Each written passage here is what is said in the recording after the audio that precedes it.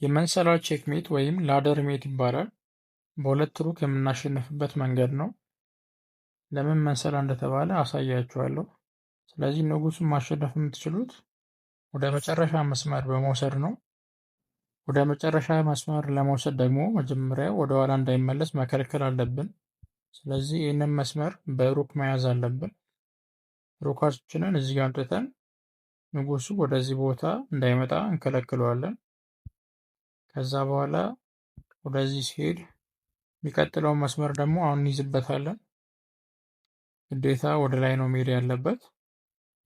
ስለዚህ እንደዚህ ደረጃ በደረጃ ወደ መጨረሻው መስመር እንዲሄድ እናደርገዋለን። እንደ መሰላል ደረጃ በደረጃ ወደ ላይ እየወጣ መጨረሻ መስመር ላይ ሲደርስ ነው ቼክ ቤትን ማድረግ የምንችለው። ስለዚህ አሁን ይህንን መስመር ስለያዝን የሚቀጥለውን መስመር እንይዝበታለን ሩካችንን እዚህ ጋር በማምጣት። ስለዚህ ወደ ኋላ መሄድ አይችልም፣ ግዴታ ወደፊት ነው መሄድ የሚችለው። ወደፊት ይሄዳል። አሁን ደግሞ እንደገና አታክ እናደርገዋለን። ይህንን መስመር ያዝንበት፣ ይህኛው ኦልሬዲ ተይዞበታል። ስለዚህ አሁን ግዴታ ወደ መጨረሻ መስመር ገባለን ማለት ነው።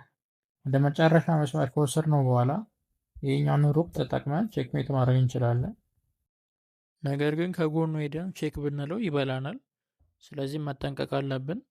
መጀመሪያ ሩኩን እናርቀዋለን አታክ እንዳይደረግ።